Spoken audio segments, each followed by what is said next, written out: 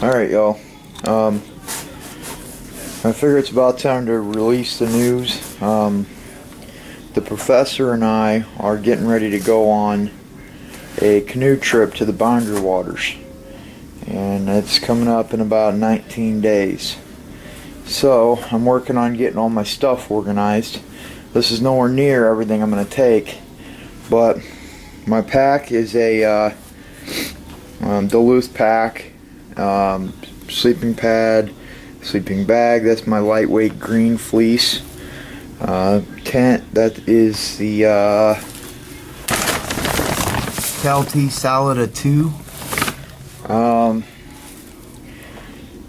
And to go with my sleeping bag, I've had trouble up there before where it rains, tent collapses, you're soaking wet. So I don't want to take too much because it's not going to be, it's going to be kind of between 70 and 40 degrees up there. So I've got my Adventure Medical Kit's bivy that I can use in conjunction with my fleece sleeping bag, and I should be more than warm enough. Ribs pack, and that's going to have things like my GPS, my spot messenger, my compass, my map, and my information I need. This is a repair kit that's going with me in case I get a hole in my tarp. Camera, bandana, there'll be more of those. This is my Optimus Crux stove, and then I'm also taking my wood stove. I'm going to try to save this stove unless, I really just have no other option. Because with this guy, I can use just pine cones and twigs off the ground. I shouldn't have a problem there. But the last time I was up there, a lot of the campsites, since so many people go through there, the campsites are picked clean of good dry firewood. So in order to cook, you have to have some kind of stove. So I'm taking this as my backup, this is my primary, and I can cook on that guy with just pine cones and twigs, like I said. So that's what I'm going for there. Water filter, and it's also got some water purification tablets in there. That should supply water for both of us for the entire trip. An assortment of dry bags because everything is going in a dry bag. I got my scale here because I'm weighing stuff. But I also have a MSR, I forget what they call those guys. It's just like a bladder. But I got a pair of leather gloves under there and my fillet knife. And then this big plastic here is liner that goes inside my Duluth pack. Like I said, there's nowhere near everything's here, but I'm working on it slowly but surely. I still need to get my clothes together. As far as clothes, I'm taking 2 white t-shirts, 2 pairs of North Face pants. They're convertible pants. They zip off at the knee. A long sleeve shirt, the genuine socks and underwear, that kind of thing. Also taking probably my Chuck Taylors, my Converse Chuck Taylors, because they're canvas and they dry quick, for my canoe boots or canoe shoes, and probably a pair of flip-flops for camp shoes. That way I've got 2 pairs, and they're both fairly thin, so they'll collapse down and go in the pack pretty quick. Again, my pack weight, I'm going to try to keep it under 50 pounds. Not sure yet, but like I said, everything's going in a dry bag. That orange one is probably going to be my clothes bag, and then like I said, I still got a lot of stuff to pack. Trying to get it all done before we have to go, obviously. But on the 15th, the professor's coming to my house, and he's gonna spend the night here, and then we're gonna head out early the next morning. It's about a 10-hour drive, and once we get up there, we'll camp out there, and then we'll head on the canoe trails on the 17th. And it's an 8-day adventure. And that's given if we don't have any weather problems that would keep us from completing that, which I've had in the past. Basically, this is a map of the area. This is just a small section of it, going across to Ima, down across Thomas, and then down around. So we're starting on Moose Lake, putting in on Moose, and then coming up. Here's our put-in point, coming up Moose, going through Newfound.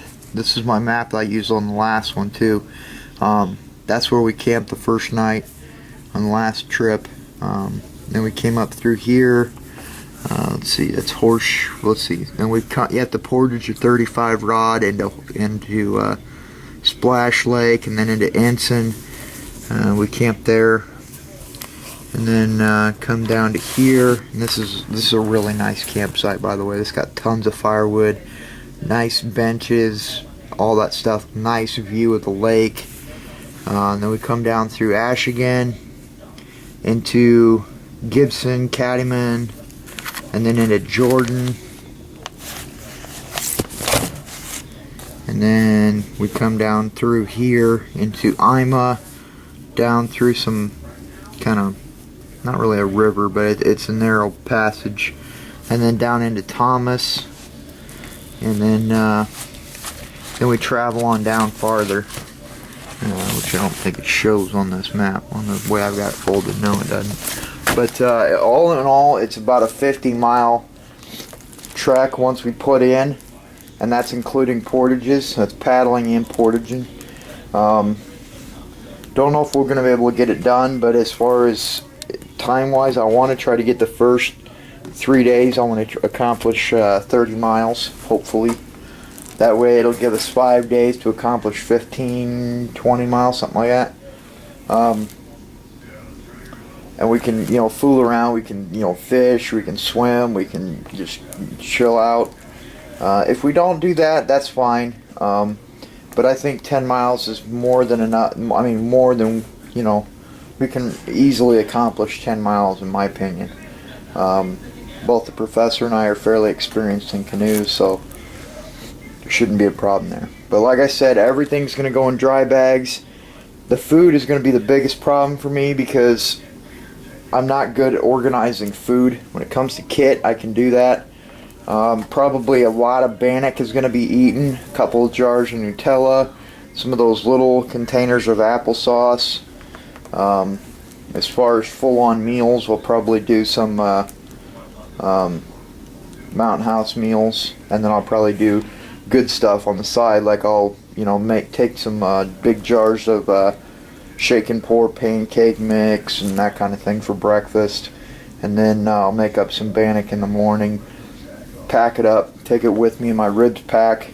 Come lunchtime, I'll just spread a little Nutella on it, and that'll be my lunch. That kind of thing. Also, I'm going to take a big jug of the big powder, thing of powder of Kool-Aid, the pre-sweetened stuff, because I've never used this filter, but I have used chlorine before. I used bleach on my last trip, and we got dehydrated pretty bad because neither one of us wanted to drink the water because it tasted like pool water. So I'm going to take, we shouldn't have that with this though, but I'm going to take Kool-Aid. Just, you get tired of drinking water after 8 days, so.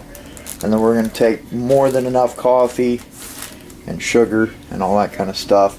But a lot of the stuff that I take in my normal bushcrafting kit's probably going to be in here. My brew kit, my clean kit, my skillet, my eating utensils, that kind of thing. And yes, I am taking cast iron skillet on this trip just in case we do catch a fish. I can fry it up. I can also make my bannock in that. And whatever else I need, but it should be a very interesting trip. I'm really looking forward to it. I'm gonna try to get this guy out and get him all packed up, first aid kit, lots of aspirin and that kind of thing. Got to get extra batteries still. I'm a mess when it comes to organizing a big trip like this. I should have been doing this a month ago, but that's just how it goes. So anyway, guys, I'll try to keep you guys updated. You guys can consider this an account update. As time goes on, I'll just try to. Like I said, we've only got about 19 days left until we have to leave. So I've got a lot to do until then. Cell phones don't work up there. Radios, AM, FM radios don't work up there. It's just too far out and away from the signals. So we have to have this guy. I'm not looking for pity or nothing like that, or oohs and ahs and I'm sorry, all that kind of crap. But the last trip up, some of you guys may already know this, but my dad had cancer and he didn't know it going up there. And he ended up passing away in his sleep while we were up there.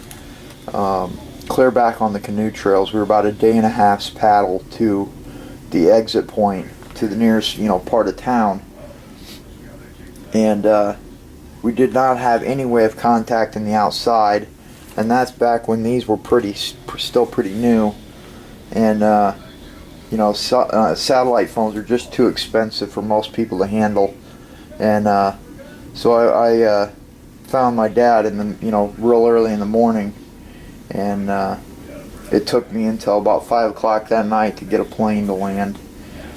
Thankfully, some guys up there were, gracious enough to help me out, and they sent 2 guys out of their party to go find help. And somebody came across somebody with a satellite phone, and luckily we were able to get a hold of the ranger station. They sent a float plane out, landed pretty much right on top of us, and I would have been really, really happy to have one of these things. It probably wouldn't have saved my dad, but it would have got us help a lot quicker. But like I said, I'm not looking for pity or sympathy or anything like that. I'm okay with it, because things happen, and it was, he had cancer. There's nothing that could have been done about it. Even if he was back in town at the best hospital, there's probably nothing they could have done. It was so far along. So, gotta have this thing, gotta have the subscription, and we'll hit OK on it every day at a certain time, and that, my parents and my family can check it, and his wife and his family can check it and see that we're okay every day. And yet, if we do, for some reason, God forbid, need help, we've got help coming right away. Compass, GPS, that kind of thing. But anyway, guys, like I said, this is going to be an account update. Still trying to get stuff ready and go over my list in my head and all that kind of good jive. But like I said, the biggest problem for me is going to be food. That's because you got a lot to consider. So anyway, guys, let me know what you think. And as always, guys, thanks for watching.